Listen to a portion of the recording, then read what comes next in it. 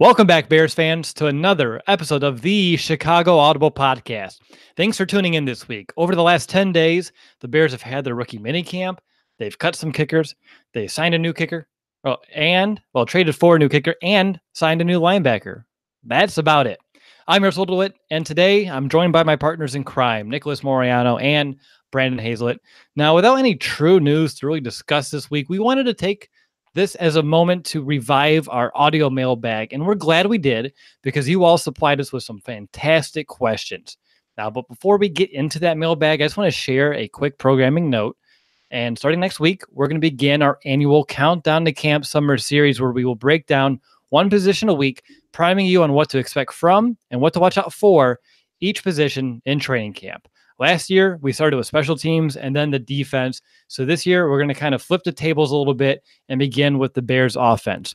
What position are we going to be breaking down next week? We're still debating that internally, so stay tuned for that. So that's really it. I'm excited for Countdown to Camp. That's pretty raw of me to say, but I am very excited for it. And of course, if any news occurs, we're going to ensure to take some time to discuss that throughout the summer as well. All right. Well, I think I said enough and botched this intro. I'm on a new computer. My nerves are a little bit of flying. I don't know why. It's just a new screen in front of me, new machine. But Brandon and Nick, today is our audio mailbag, and I know that you guys usually handle that, but I'm here manning the controls, so I feel like I have some power, which is pretty cool to say the least. But are you guys ready to rock and roll and answer some fan questions? Let's do it. Yeah, let's go. All right. Well, the first question comes from Joey, and here it is.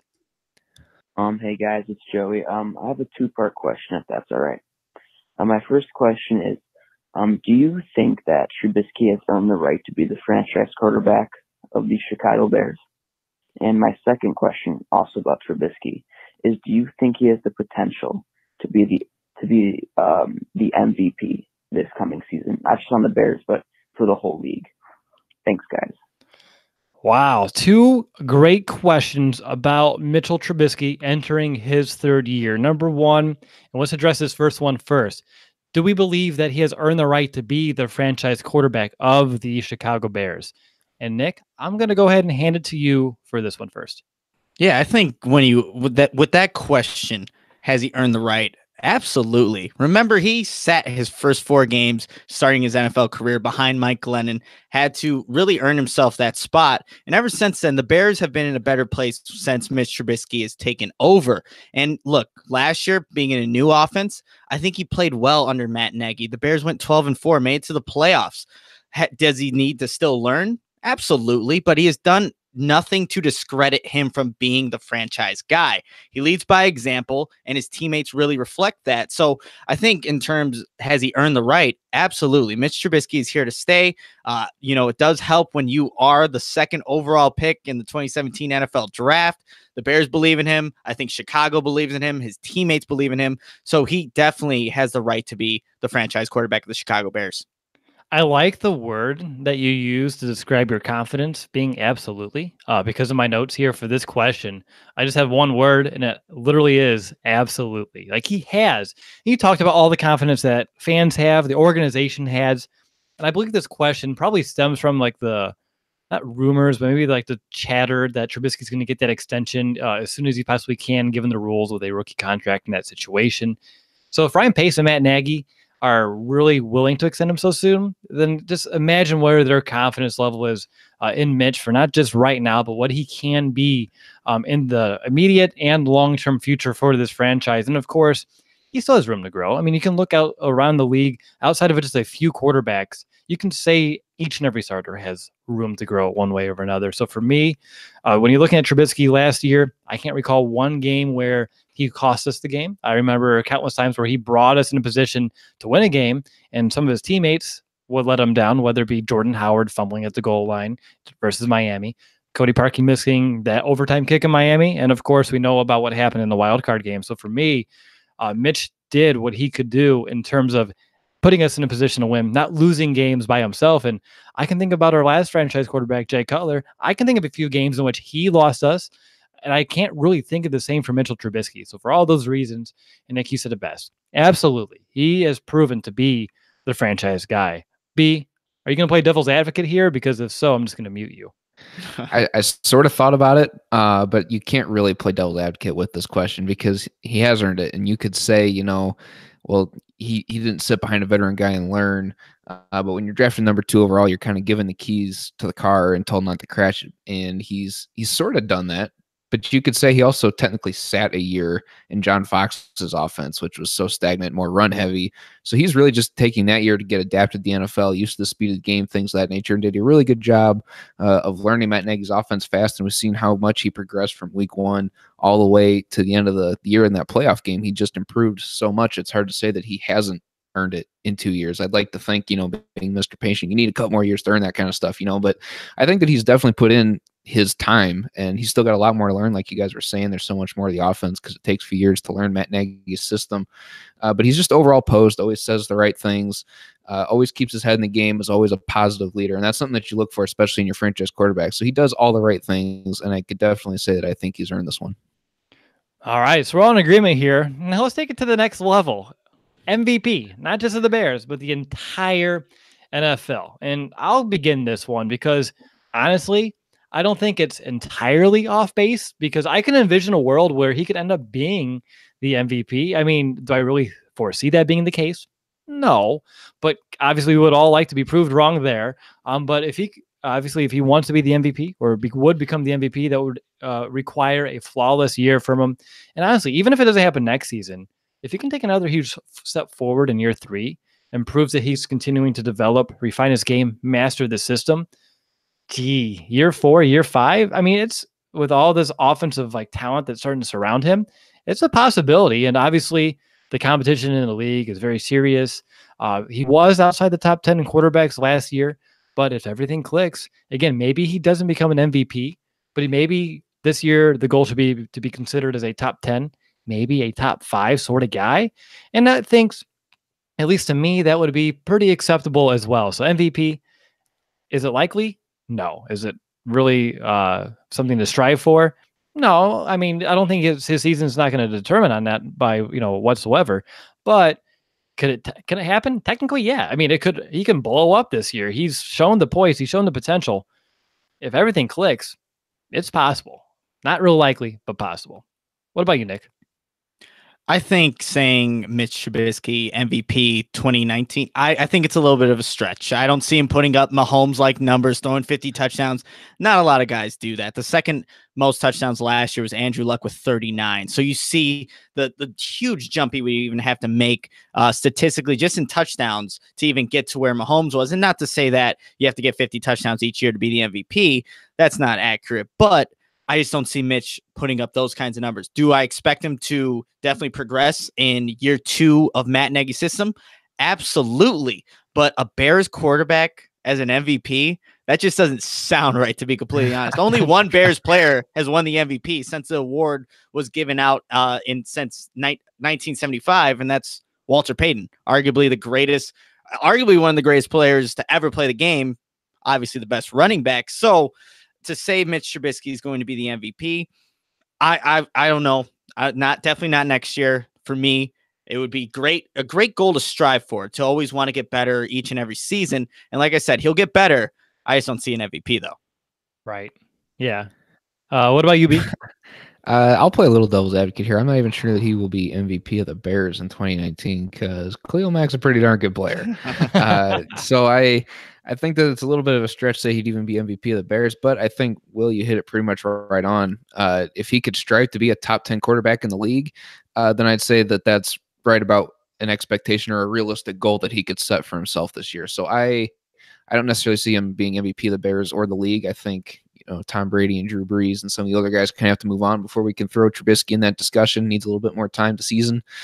But I think that Khalil Mack will be more of the MVP of the Bears and Trubisky's still looking out. Well, hey, the thing is, we don't need him to be the MVP, though. Not this team that the Bears have. It's a good Bears team. He just needs to be, well, obviously he needs to get better, but he doesn't need to be that player in order for the Bears to win a championship. That's not the key right now. Other teams need their quarterbacks to be their best player. The Bears, solid team. This is one of the better rosters in the whole entire NFL. You don't need an MVP quarterback. And boy, that's a good feeling to have. Yes, it is. But hey, anything is possible. He can blow expectations out of the water. And again, the likelihood is very slim, but the fact remains it could happen, which I like to question. I like the optimism there. All right, let's move on to our second question, and this one comes from Isaac. Hey, this is Isaac Siegel up here in Eau Claire, Wisconsin. Great fan of the show. And just calling to ask you guys what you guys think that, I guess this question is for Nicholas, maybe, Mariano, or what, it doesn't matter. But what Mitch Trubisky needs to do in order to show that he is performing well by himself and not just performing well because of the system. What are the specific kind of things that you need to look for in order to see that he's making the development as a quarterback and not just development in a system? Thanks, guys. Appreciate it. Well, thank you, Isaac, for the great question. And Nick, I was going to start with you, but he said it doesn't matter. It doesn't matter. So you guys take it. He addressed you, and I have some answers, but I want to see what you have first. So go ahead. Yeah, so a couple things that I'll be looking for from Mitch Trubisky now going into year 3 of his NFL career to show that he's actually developed as a quarterback and it's not a product of just a system. It's just how he reads the field. Look, people are going to be open in this offense, but Trubisky needs to still be able to diagnose and evaluate the defense and determine where he should go. So obviously he's going to have reads 1, 2, and 3, but maybe a particular defense takes away that first read. It's still up to Trubisky to take the mental notes, know what a defense is throwing at him, and make the right decision. So that's just one thing I'll be looking for from Trubisky. And then another thing, comfortability in the pocket. We saw sometimes rookie year and in year 2, he would maybe run or escape the pocket a little early and where he could have maybe stepped up and delivered a strike. So I want to see him continue. And we saw some good things last year to look comfortable in the pocket.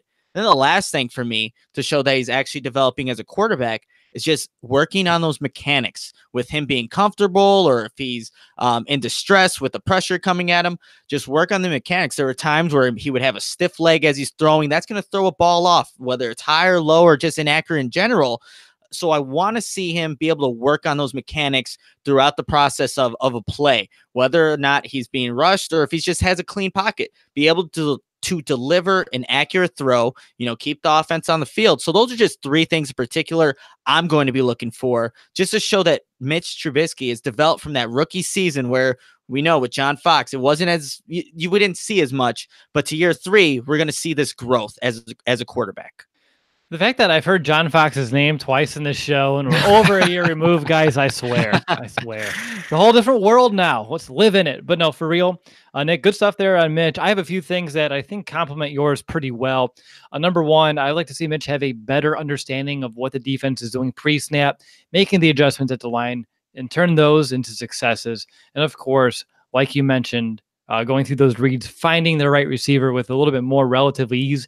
It seemed like last year when reads 1 and 2 went away, he did have a hard time going further down his progression. And I want to say that is going to be part of him mastering the system as well, but it doesn't really take away that he is also progressing as a quarterback. Secondly, ball placement, getting guys in a better position to gain more yards after the catch and better placement on some anticipation throws. And I think we can all agree that Mitch, one area of his game that we know he needs to address, or I would say refine, is going to be his deep ball accuracy. We saw it in the camp last year. It's not money all the time. I think he got better as the season went along, though, but better deep ball accuracy overall. And then, like you mentioned, Nick, better decision-making. And I think you can have that for every quarterback in the league. But just seeing some of those things, to me, would prove that he is on the correct trajectory, which, again, I really do anticipate to see all 3 of these by next season or throughout next season. What about you, B? Anything else that you can add to this fire? I first of all had a hard time answering this question because a quarterback is really, I think, a product of a system. So granted, the smarter you are, the better of a quarterback you're going to be, the better leader that you are because you're confident you're out there, you know what you're doing. So that's something that I really want to see him continue to improve on is his football IQ. Like you said, knowing where his guys are going to be. And it helps, too, having guys that are playmakers running clean, efficient routes, being able to burn guys before they even get the ball. So a lot of that, I think, it's hard to judge a quarterback based on guys can get themselves open, and then the system helps on top of that. So I really want to see Mitch continue to improve his football IQ his leadership. And the deep ball actually is one thing that he absolutely can't control well that you touched on as well. So I won't drag that one on too much. But a lot of it, just mechanics, things that he can control, being a leader, taking control of the huddle, things he does very well already, but just needs to continue to improve on that. And, the one thing you always hear with the greats with, Tom Brady, Drew Brees, Peyton Manning is how much time they spent in the film room studying their opponent. Once we start hearing those stories about Mitch, how much time he's putting into committing himself to studying the opponent, studying his offense, things of that nature, then he'll really start to come around and we can say that he's taken that next step. And the good news is I think we've heard some of these stories already about Right. Mitch, which is a testament to his work ethic, his character, and what kind of leader he is, which, again, it's even though I would say he's a very strong leader right now, don't be stagnant. Try to get better at it. And I think he is, and I think he will. All right, guys, moving on to the next question. This one comes from Devon. Hey, guys, my name is Devon. Huge fan of the show. Just had a quick question for you. So with Mitchell Trubisky throwing, I know he threw about 20, I believe he threw 24 touchdowns, had 12 interceptions last year. With that said, my question to you guys is, how much of a leap do you think that Mitchell Trubisky can actually take this year? I know we need him to step up a whole lot. Is it realistic to ask for, maybe 10 more touchdowns, maybe 5 less interceptions? But if you can answer that for me, really appreciate it. Thank you much, guys. Bye-bye.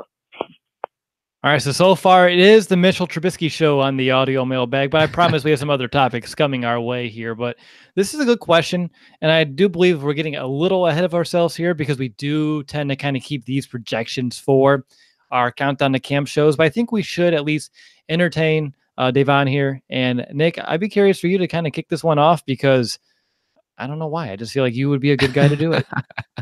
All right. So 10 more touchdowns. So if Mitch Trubisky would add 10 more touchdowns to his previous total of 24, obviously he'd be at 34 touchdowns. That would be tied for 5th last year with Ben Roethlisberger. You know what? I don't know if that is maybe where I project Mitch Trubisky. I was thinking more so he was tied for 14th in the league with those 24 touchdowns, okay? I'm thinking, can Mitch Trubisky get into the top 10 with passing touchdowns? So all he would have to do, the 10th most touchdowns thrown last year was from Tom Brady with 29. So obviously that's 5 away from Trubisky. Remember, he also missed 2 games last season. So if you were to factor that into the equation, I think that's more of a realistic kind of position for Mitch to maybe be around that top 10 in passing touchdowns, as opposed to throwing 10 more from his previous 24 total, 5th most touchdowns in the league. I know I expect Mitch Trubisky, and a lot of us do, to have a really a jump this season as opposed to last season. But I don't know about 5th most in the league. And obviously numbers will change from year to year. But I think if he can get into the top 10 for touchdown passes, that's great for Mitch Trubisky. There's progress being made, tied for 14th, jumping up 4 spots to get number 10, maybe even better than that. But I think that's more of a realistic maybe approach for the touchdowns than interceptions. Throwing, 7 less or 5 less? Sorry, that would put him at 7. So he would have been tied with 5 quarterbacks for last year. And here are the guys: Matt Ryan, Russell Wilson, Carson Wentz, Nathan Peterman's on this list too. Had he played more games, he wouldn't have 7, that's for sure. And then CJ Beathard, go Hawks. But I think that if you were to do something like that, throw 7, that would be a great number to have. But as long as you can get that double digits interception to single digits, I'm fine with that. Aaron Rodgers threw 2. That was the least out of among starting quarterbacks. That's kind of a hard number to get to, especially being an established veteran quarterback in the league. But if he can just take that number to single digits, I'm fine with Mitch Trubisky and his interception total for next year being, obviously if he can go lower, that's great. But if he can get it out of the double digits for interceptions, that'd be a good goal for him to have for 2019. Now, when I'm looking at this, and I did some very similar research here, but something that really caught my eye about Mitch is his touchdown percentage of his throws, and it more than doubled from year 1 to year 2. It was actually just shy of tripling. Now, obviously, that's a trend that's never going to be sustained in the NFL. He's not going to be able to throw touchdowns in like 12% of his throws. It's just not going to happen unless he rarely throws, then we have some bigger problems on our hands. But when I'm looking at the 10 more touchdowns per year, it's not unrealistic because how many times last year did the Bears stall as soon as they crossed the 50? There's so many missed opportunities last year that I think we can all agree they're a play or two short from sustaining that drive, marching down, and then once you get down to the red zone, anything can happen. So for me, 10 more touchdowns, not going to be my expectation, but it's something that can definitely happen if the Bears offense, which I believe it will be, especially with adding more dynamic players to it, especially like a running back and David Montgomery, is going to be more efficient and be able to capitalize and convert more points compared to what they did a year ago. And then for touchdowns, you're talking about it, Nick. Getting down to the single digits would be great. And instead of looking at actual numbers for me, because it does matter based off of attempts. You talk about games like Peterman's on that list, and he didn't even play that many games. Last year, Mitchell Trubisky's interception percent was 2.8, meaning he was throwing an interception on 2.8% of his throws. The Aaron Rodgers thing you mentioned, I think it was like 0.1%. Phenomenal. I mean, it's going to be very hard for anyone to replicate that. But for me, for Mitch, I like to see that number drop down to or below about 2% overall. That gets him in the top half of the league because he was 23rd last year in percent. That would get him about 14th. And I think that would be a success. And again, if he's adding at least 5 to 7 plus more touchdowns a year and coupling that by dropping below 2% with his interceptions, that's a fantastic year for Mitchell Trubisky. So for me, that's exactly what I'm looking for. I know, Brandon, you were a little on your number research before coming into this. Anything you want to add here, or do you want to move on to the next question? Yeah, I want to add, I think that Nick's point about getting to 30 touchdowns is be about right. Because one thing you got to keep in mind from last year, well, even with Mitch missing 2 games, I'm kind of taking out the outlier game against Tampa Bay where he threw for 6. That's not going to happen. That happens once a season, apparently. And there's other quarterbacks that don't even do it.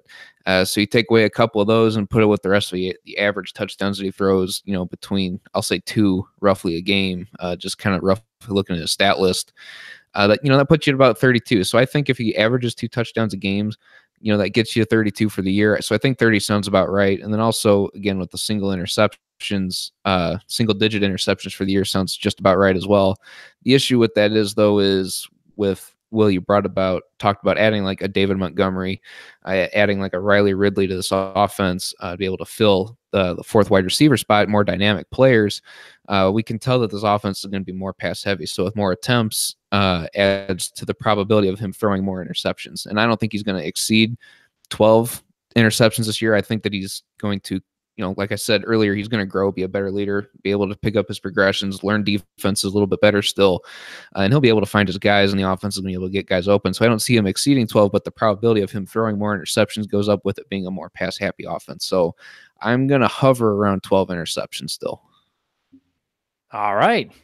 I still think interception percent is a big number to look at there compared to just overall interceptions. Just want to say it one more time before we move on. All right, so we aren't even halfway done yet. I know there's a lot of Mitch talk to kind of start off this show, but we have plenty more topics to get to. But before we get to those, I need to call a quick timeout to tell you a little bit about our show sponsor, SeatGeek. Do you ever feel like ticketing websites make getting to the actual event difficult on purpose? It's easy. It's like they're so big that they don't even care about the customer experience. And with millions of live event tickets and a price match guarantee, SeatGeek proves there is a better way. In an industry that tends to get stagnant, SeatGeek decides to stand out from the crowd. And why is SeatGeek better than the rest? Well, a quick look at the App Store shows that over 50,000 5-star reviews. And how's that for customer satisfaction? But SeatGeek in general, it's a better process. They pull together millions of tickets from all over the web. Then SeatGeek rates each deal on a scale to 1 to 10. And finally, SeatGeek displays them on an interactive seat map. And every purchase is fully guaranteed, so you can shop for tickets with confidence. And the best part of all is that all of us here, well, maybe this isn't the best part, but a good part about it is we all do use the SeatGeek app here at the Chicago Audible. We've had it for years, and I really love how you can sort by value, set your budget, so you can really look at the best tickets for the price that you're willing to pay. It's by far the easiest and fastest way that we've been able to find tickets. And in fact, I was looking at the app right before it went live for the Chicago Bears versus the Kansas City Chiefs. That's the game that we've all decided that we're going to be going to for our annual meetup and, of course, our annual Bears game at Soldier Field Nick does like to slide in a few extra ones from time to time on us, but that's okay. That's besides the fact. But we're going to go see the Bears versus the Chiefs. We'd love for you to go there as well. And again, if you can't go to that one, check out all the Bears games from preseason, the away games, all the home games as well. I think I saw for the Chiefs games, the earliest tickets were starting about $150, which is a pretty good deal. Sunday Night Football, December 22nd, Soldier Field, Bears Chiefs. Doesn't get much better than that. Hopefully you can join us there. And the best part of all is that SeatGeek will even give you $10 off your first SeatGeek purchase. And all you need to do is use our promo code. So download the SeatGeek app today and use promo code BEARS for $10 off on your first purchase. That's promo code BEARS, BEARS, for $10 off your first SeatGeek purchase. Alrighty, you're listening to the Chicago Audible Podcast. We are sitting here going through our first audio mailbag of the off season. We just had 3, 4, 5 questions on Mitchell Trubisky, depending on the two-parters that people are asking, and it's time to move on. And this next question comes from Brandon, and no, not my co-host.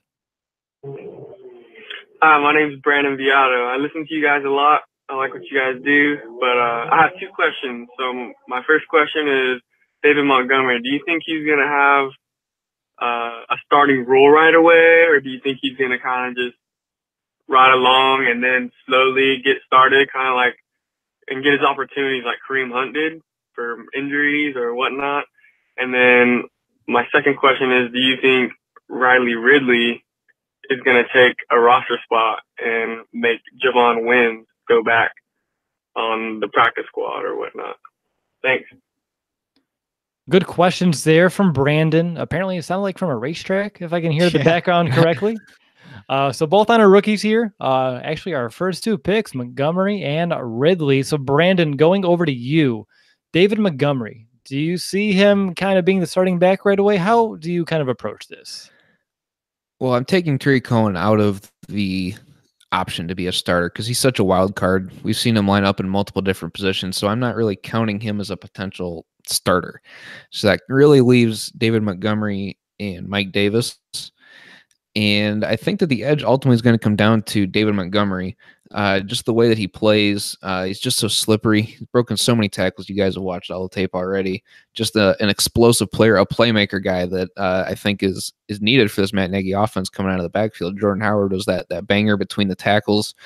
Here's Montgomery now, who is a little more slippery and knows where his holes are supposed to be and where the secondary one's at. And we see that with his vision when you watch the tape. He's very quick to be able to change directions, and I think that that's something that's going to play very well in his hand when it comes time to coming down for that starting role. I think that David Montgomery having that ability to see the extra hole, make those moves over a Mike Davis who's quick but is also more between the tackles guy. I think Montgomery being more of that explosive playmaker plays a lot more in his hand. All right. For me, I mean, I put Cohen in here as well. Last year, he averaged 6.2 carries per game. Looking at Davis, he averaged 7.5 carries a game. And obviously, the initial thought that Davis would have a bigger kind of role in this offense before, of course, we drafted Montgomery. I think it's going to be maybe a closer split out of the gate. But I do expect, honestly, week 1, I don't know if the Bears are going to have a quote-unquote starting running back, depending on how they want to utilize them. But if you're looking who's going to be taking the bulk of the carries, I think it's going to be easily Montgomery. Yeah, I don't think there's really too much debate here. Nick, do you think there is? I don't think so. I could put my money on when the first snap of the game comes against Green Bay under the lights. It's going to be Montgomery in the backfield. But Brandon did make a good point. Brandon, the one who asked the question. You always make great points, though, Brandon. Spencer Ware got injured last season. That's why, or 2 seasons ago, and that's why Kareem Hunt was able to get his start and able to get his role. He also mentioned in the question kind of get the role of solely. So Kareem Hunt, I looked at his first couple of games in the league just to see how Matt Nagy was using him. He started off the season with 17 rushing attempts, 13 rushing attempts, and then 17. So back-to-back games. And he went over 100 yards in 2 of those games. So, I mean, I think obviously going to be 3 years removed from that. But I still see David Montgomery being the focal point of the Bears running back situation in the backfield. You're going to see a lot of guys in and out there. You can also throw Cordell Patterson in there at times. So there's going to be a lot of guys there. But Matt Nagy finally has the running back that he's envisioned that he wants in this offense. So it's going to complete it. And you got to bet that he's going to want to put him out there as much as possible. Both him and Mike Davis are learning the offense at the same time. So that gives the advantage to whoever just shows up better in camp. And we saw what David Montgomery could do. Obviously, we all like him here. He was just the perfect running back for his offense. So I just think when it comes down to camp, who's going to show up, it's going to be Montgomery. And I think he's just going to be a solidified starter right from the very beginning. You just piggyback off the headline of your article. I did. I have to. Okay, fair enough. Moving on to Riley Ridley. I'll start off. I mean, first and foremost, Riley Ridley is going to make this roster. You're not going to stash your 4th-round pick on the practice squad, especially someone like Ridley, who had a round 2 to kind of 3 grade on him. Obviously, the Bears are very high on him and his ability. And again, this isn't really a knock on Javon Wims. It's just really a numbers game. And you have Robinson, Miller, Gabriel, Patterson, Ridley, and Wims. Who knows? They could keep 6. And I don't think they're going to rule that out of the equation just yet. But obviously, the coaches are going to be the ones that decide what's best. But again, all my money, if I'm playing poker, all my chips are going to the center of the table that Riley Ridley is making this roster week 1. No questions asked. What about you, B? Yeah, I'm on that same boat. And unfortunately, I think Javon Wims ends up back on the practice squad. If he's eligible, I got to refresh myself on the practice squad rule. Okay. And I think part of that's because I think it's Mike Hall, the guy we got from Atlanta in free agency this year. He's going to have to be able to contribute on special teams. So they're got to make a roster spot for him too. So not that he's going to get much playing time. The guy from Atlanta, he'll get his time on special teams, but they got to make room for Riley Ridley. I agree with you guys that he's going to be able to find his way onto his roster. Just he's such a clean route runner. He's going to be able to be a huge contribution to the passing game. Yeah, you're not stashing your 2nd pick of the draft on the practice squad. It's just not going to happen. And yes, Marvin Hall. We didn't. Nick and I don't know if we both. I heard Nick say it, but I don't know if you heard Nick mention it. But it's not a big deal whatsoever. But Nick, over to you. Any thoughts on Riley Ridley? Yeah, he's absolutely going to make the 53-man roster. And I just went back and looked at the history since Ryan Pace has been here, how many receivers they've kept. And it's going to look a little different now because running back, there might be one more than we're usually used to seeing on a 53-man roster. But since he got here in 2015, Ryan Pace, he's had 6 receivers on that roster in 2015, 6 receivers in 2016, 5 receivers in 2017. There was no one to throw to. That's why Mitch, season won't mention the guy who was ahead of that season. And then 2018, 6 receivers. So I think that's what you're probably going to look at for this season, about 6. And Robinson, Gabriel, Miller, Cordero Patterson, Riley Ridley. And it's really going to come down to Javon Wims or Marvin Hall for that last spot. Look, Marvin Hall signed a 1-year contract for $645,000. It's not a significant amount. And unless he's going to be a huge contributor on special teams, we know he's a burner. I just don't know if he's actually going to be the guy that makes it. When I see Wims, he's a bigger receiver. He can be a gunner. He can go out and make tackles. Hall's not that guy. He's a smaller type of guy. And if Cordero Patterson, which he is, going to be the primary kick returner, what is Hall's role on special teams? So that's why I think when it comes down to it, whoever has a better camp, if it's Wims or Hall, is going to get that last spot for the 6th man on the wide receiving core. There's not a very big commitment to Hall. It was a 1-year contract, and Cordero Patterson, we know, is a kick returner, and there'll probably be other guys that are in there, and Hall will probably get his chances, but it's going to be Cordero Patterson's job. You have to contribute elsewhere on special teams. So that's why it's going to be Wims or Hall that gets that 6th spot for the wide receiver group. There we go. Lots of confidence in Riley Ridley, which I think is fair and very much warranted. All right, guys, moving on to our next question. It comes from Everett. Hey, this is Everett Avansky calling from the Eastern Shore of Maryland. And my question is, why aren't the Bears pursuing Cole Tracy out of LSU? It seems like we're trying out every kicker between here and East Timbuktu, but Cole seems like he's a super strong kicker, basically the 2nd strongest in this draft class. Just wondering if you've heard anything. Why aren't we giving him a shot? Thanks a lot. Bye. Well, I want to just say thank you, Everett. I know that you did submit this question before he signed with the Saints this week, but I do think that it's still worth discussing for a minute in terms of why the Bears didn't bring him in, because you said it, from here to East Timbuktu, every kicker in the land has came through Chicago so far. For me, my gut, it tells me that the Bears really just thought there were better options out there. They met with Cole Tracy at the Senior Bowl. They got to know him.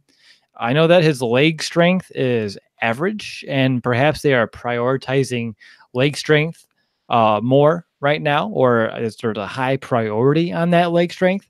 Other than that, I haven't heard anything. There's no red flags. He was very productive in college. He was known to be the top one. I know he wasn't drafted, but he was either consensus 1 or 2 kicker out of this draft class. There had to be a reason. I mean, they met with them. There's some sort of reason why the Bears decided to go the other way. Unfortunately, I'm not in Ryan Pace's ear. I'm not flying the wall. I can't tell you the exact reasoning, but really, my gut would just say they were worried about his lack of leg strength. That's just what my instincts are telling me here about Cole Tracy. Nick, Brandon, anything else you want to mention? This is a good time to talk about kickers if you want. Go ahead. I think Brandon. that this whole kicking thing is real interesting, the way that they've handled it. And first of all, I did have a Purdue guy on the tryout team, Spencer Evans, kicker. How'd he do? Didn't make it. Oh, okay. But Wow. he was there, so just had to throw that out there. But no, Will, I don't know if you remember this at all. I think this was maybe before we started the podcast. I don't remember. But the Bears brought in a left-footed punter that was better than O'Donnell. Yeah. We were like, why Trev don't Way. they? Yeah, we were like, why don't they keep him? And then they ended up cutting him. And since then, I've had wavering confidence. And I know the special teams coordinators have changed since then and things of that nature. But I haven't been very confident in the Bears finding that special teams ace, I guess, whether it be a punter or a kicker, especially since Robbie left. Right. Hey, B, real quick, I just want to mention, I think it was Way versus Adam Podlish that year. Was it? Okay, I can't remember. Yes. It's been a while. I understand. But regardless, since then, because Way was just such a solid punter, it was weird. We're sitting across the field and we're watching these bombs just soar up in the air. We're like, who is that guy? So since they didn't sign him, I can say that my confidence in finding a specialist punter, kicker, whatever, has wavered. So I don't really know what the Bears are at as far as their kicking scouting goes. And I know it's not easy to do. So I don't know. I don't think they do. They're figuring it out. Yeah, I was doing a flashback today, and that's what came to my mind when I seen this question. Nick, anything you want to add? I know there is another question coming up about the new kicker as well. So if you have thoughts on him, we can pause on that. But anything on the Cole Tracy, no interest in him? Yeah, I don't know why the Bears weren't. I mean, they had 8 kickers at camp just last weekend, so he obviously didn't make the cut. So, I don't understand why not. But I mean, they already had 8. It's like you're overdoing it at this point. If you're just trying to bring every kicker and their grandmother to camp, it's just not going to work out. Just go with your select number that you like, that you think can maybe provide competition. You single out the few and you move on. But I don't know why Cole Tracy didn't get the call to come into Bears camp and, compete for that job, but it's over and done with now. The Bears have 3 kickers and we're about to talk about one of them. All right. Very well said. Moving on to the next question. It comes from JD. We don't know, but we're going to figure it out as we go. Feel free to let us know exactly what your name is so we can give you some credit here. But either way, I think we have it correct and then incorrectly as well. But here's the question. How's it going, Bear Bro? Oh, I almost said it. How's it going, Chicago Audible? It's JB here, and I have a quick question for you, possibly a 2-parter. Jamie Cole, we hired him to be like a special teams consultant, and you know what? He's worked with some really good kickers, and he's actually worked with, I don't know how to really pronounce the name, but I think it's Pinheiro, our new kicker. He's actually worked with him, and if you've seen his Cole's video on YouTube, the guy has pinpoint accuracy. So my first question is, what's your thoughts on that? And my second question for you guys is, how do you feel about our pass rusher depth? Because I was really expecting us to grab somebody in the draft, somebody on the defensive line, just so we could have behind Khalil Mack and possibly Leonard Floyd if they go down. I mean, I know we got Aaron Lynch, excuse me, but how do you guys feel about our depth behind them? Thank you, and bear down. B, was your mic falling over there? Was it? I don't know. You're jingling it during the whole thing. Oh, not during the whole thing. I don't think. I was trying to move it so I could type on the computer real fast, but For that's my fault. shame. For shame. Nick, over to you. Brandon's in timeout. Yeah, so about Jamie Cole, I mean, I think it's a smart move that the Bears would bring a kicking consultant because obviously they have some issues at that position and they need to bring in, whatever or whoever it is to maybe solve those. But I never thought I'd be saying this. He did do his kicking at Iowa State, and all I have on Jamie Cole is that I'm hoping that these Iowa State alums, obviously everyone knows I went to Iowa. There's a flag right there. Can help out this team with Jamie Cole and obviously David Montgomery. But that's all I have on Jamie Cole. As for Eddie Pinheiro, like the last name, still have to wait and see. We see all these these videos of these 81-yard field goals or this strong leg. That's great. Fantastic.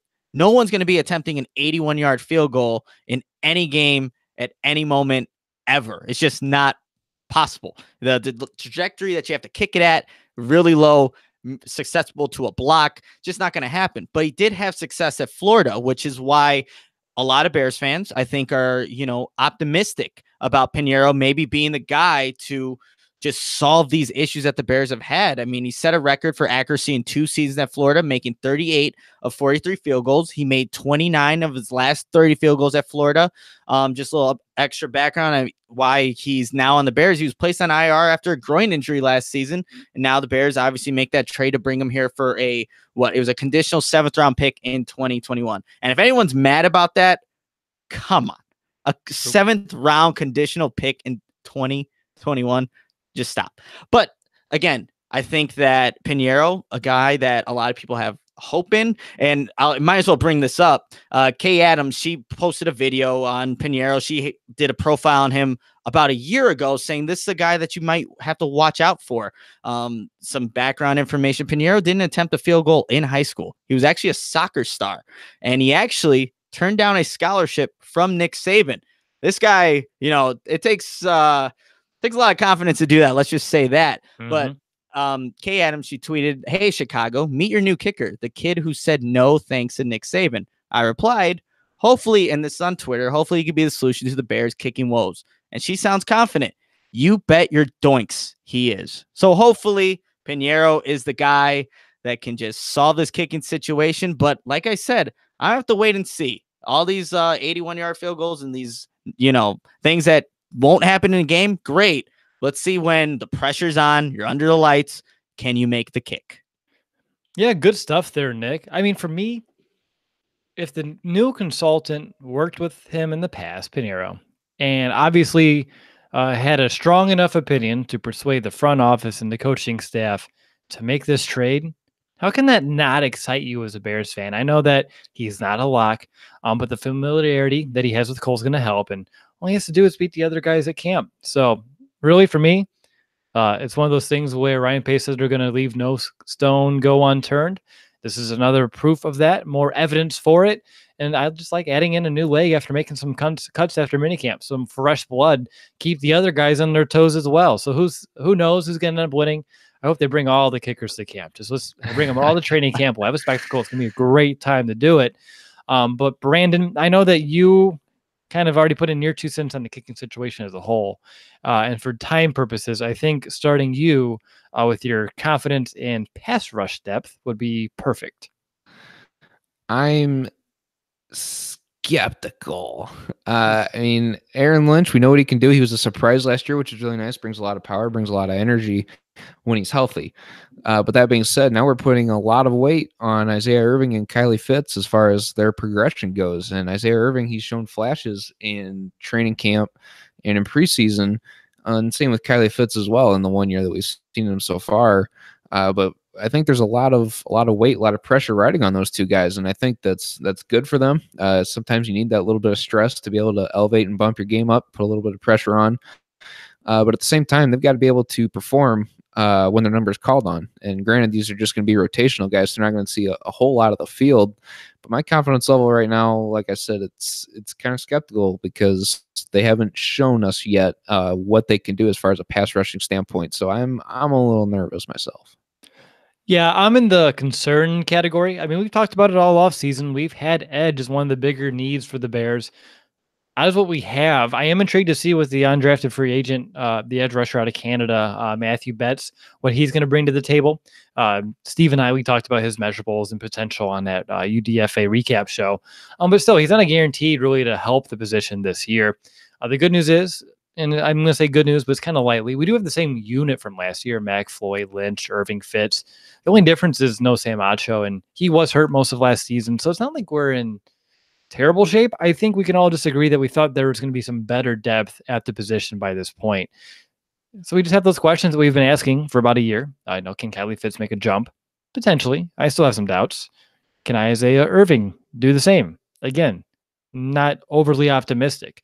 But obviously, I think the Bears coaching staff is. They're confident in what they have in this depth, or else I think it would have been addressed. And I think let's hope that it's enough. And again, don't rule out Ryan Pace bringing someone. Maybe they get cut from training camp or something, like a veteran cut due to a contract or due to this lack of performance. Maybe. I mean, overly, I'm concerned. But at the same time, obviously the Bears coaches have confidence, or else the Bears would have, I'd say, attacked this position just a little bit harder. Anything else you want to add, Nick? I actually feel kind of confident in the guys that they have behind the pass rushers. Yeah. I think a big move, an underrated move, was really bringing back Aaron Lynch on that 1-year deal. I really liked what he did last season. He was able to get 16 tackles, 3 sacks, an interception, and I was actually at that game against Tampa Bay Buccaneers, 4 tackles for loss, and he started 3 games when Khalil Mack, I think it was like a mixture of both with Floyd and Mack, whoever was injured at the time.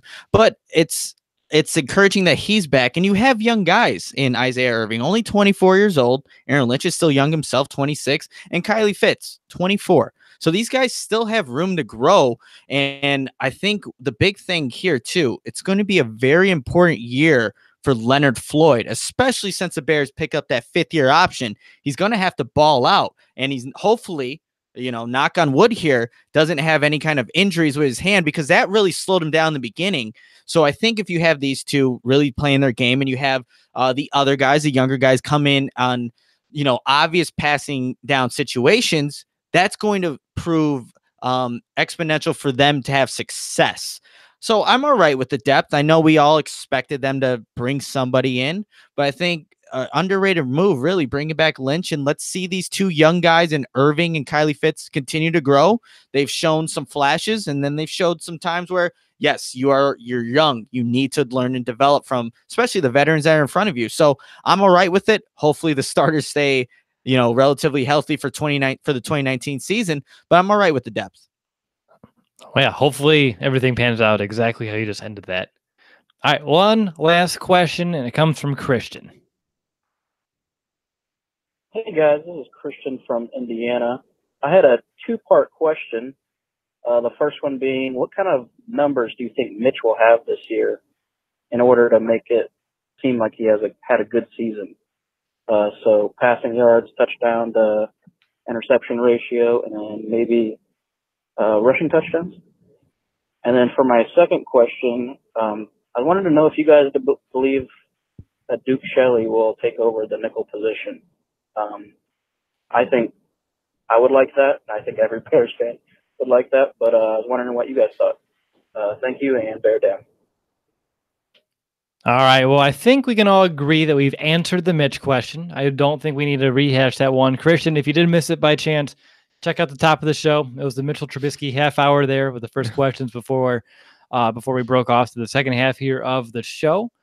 So the next question, Duke Shelley, can he win the nickel position? Brandon, you're first. I think he can. It sounded like he had a really good rookie mini camp. So I'm encouraged by those positive results that we heard about. And I was also too watching some Bears film earlier, and Anthony Miller beat Buster Screen for a touchdown there in the back of the end zone on one of those plays. So that kind of puts into perspective where Screen's at. I know he's more of an aggressive corner, and he's going to get beat from time to time. That was kind of his knock when he was there in New York, and we seen in that Bears game because Anthony Miller beat him for a touchdown there, obviously. So I think that Duke Shelley's got a real chance here. It sounds like he just was on the ball really in rookie minicamp. You watch some of his tape. He's got this aggressive mentality to him. He does not take losing very well. You see it especially I seen a video today of him going up in a running situation against a much bigger wide receiver, and he's able to beat him and force the guy out of bounds. So he's got that will, that fight, that drive that you want in a defensive guy, and he's going to be one of those guys that's just consistently around the ball, which is something we say about the linebackers all the time, and I think Duke Shelley is just going to continue to follow that as a nickel corner, and I think that he will end up winning the job at the end of the day. All right. Bold statement there by B. How about you, Nick? Are you going as bold as Nick? I mean, well, maybe you can. Maybe you can. As bold as Brandon? It'd be tough. It would be tough. Whatever. Buster Screen's going to probably be the starter. When you look at it, he signed a 3-year, just over $16 million contract with the Bears. I think they have him projected as a starter. And when he was a free agent in 2015, Ryan Pace and Matt Nagy were kind of looking into him, saying if they could possibly get him. There were talks that were happening. And then when they played him just last season, again, they had high regards. Matt Nagy did, saying he's one of the better nickel corners in the league. So there was this praise for Buster Screen. And I know Duke Shelley, and I think we all envision him probably being a future starter, but I wouldn't say this season, wouldn't say right now unless an injury were to happen. But I think Buster Screen is going to be the starter week 1 and majority of the season if he is healthy. And I think the thing with Buster Screen we saw with the Jets and why he's a little grabby, will have these pass interference calls. Look at the defense that he's also playing around him. Now put him into this Bears defense where quarterbacks are not going to have enough time to drop back and just kind of dissect the defense. You have Khalil Mack, Leonard Floyd, Roquan Smith, Akeem Hicks going after the QB. It's going to make Buster Screen's job a lot easier. So at the end of the day, the contract really helps. And the Bears had a good vision of where of just Buster Screen's game and where they wanted that to be on this defense. So he has big shoes to fill with Bryce Callahan now in Denver, but I think ultimately Buster Screen will be the guy that starts week 1 in the majority of the 2019 season. I find myself in the middle because I can see a scenario where each kind of plays out. Nick, I will agree. I think week 1 you're going to see Buster Screen be the guy, but I believe he gave up the highest pass rating in the slot last year, which, again, you talked about the surrounding defense around him wasn't good. Really caused some problems for him. But if he does struggle to a similar degree, and then you see a guy, of course, like Duke Shelley, and maybe he shines in training camp. Maybe he generates some buzz around him. I don't think the Bears, even though they put some money in Screen, they're not going to be shy of taking him out and putting in Shelley, if Shelley proves that he's the better guy, or if Screen doesn't pan out and they believe Shelley can provide that defense with a spark, a little more of an edge, maybe provide that Bryce Callahan role to a stronger degree. So for me, I'm in the middle. I'm going to say they're going to give Buster Screen every opportunity, kind of like Mike Glennon, right? You brought him in, you gave him a shot, didn't work out. So what did you do? You go immediately to the rookie to get him started. And I think this might be a similar situation going on here between Shelley and Screen. Just really dependent on how the veteran pans out. I think he's going to get the initial nod, and then if he can perform, great. If not, then yes, Shelley. But I don't think Shelley's going to have the opportunity to take that away in training camp. I don't think. And I'll say this to back up your guys' points, and maybe Shelley does get onto the field. Ryan Pace is not afraid to throw in his draft picks to play some significant minutes. I mean, just look at the past couple seasons. Obviously, there's James Daniels, Anthony Miller, rookies who played a lot last season, Bilal Nichols. Then there's just a bunch of rookies that have been implemented and were now starters. Eddie Jackson being a 4th-round pick, Tariq Cohen. So he's done it before. If there's a rookie that is showcasing some abilities in camp and he feels confident in them, Ryan Pace, Matt Nagy, that organization is going to put the right guys out there that they feel confident with. But I'll still say Buster Screen starts week 1. I want to throw a curveball in there. I believe Michael Joseph is still on the roster. A guy from last year who played really tight coverage, really impressed, but didn't, obviously wasn't quite the NFL talent ready roster type of player. What if he progresses enough that he's in that conversation? Nah. No. Well, I mean, you never know with these DBs. Callahan's role is a significant one, and they're going to find the best guy to replace him. But I think just right now, very early on, we haven't even done countdown to camp yet. I'm going to say it's going to be Shelley and Buster Screen that are probably going to be fighting for that nickel spot. Spoiler alert. I had to do one. Oh, I thought that. Oh, no, that was you, because you said we didn't do a countdown to camp yet, and you're already saying who's going to be starting, and you're already making your decision. This is true. I'm sorry. Hence the spoiler alert. All right, guys. Any final thoughts about anything that we mentioned today, or anything you want to say before we wrap it up? That was fun. Was this the first audio mailbag where you were on it, Will? Not the first ever, but maybe the second. Definitely don't remember that. Thanks. No problem. All right, well, that's going to do it for this episode. I wanted to firstly thank everyone who submitted their question. Even if yours wasn't on today's show, make sure to keep them coming. And of course, we'd like to thank everyone who is watching live and to our thousands of podcast listeners worldwide. We'll be back next week. Like I said, countdown to camp. I love it. It feels like once we start that series, the season is here literally in the blink of an eye. But until next time, bear down, Chicago.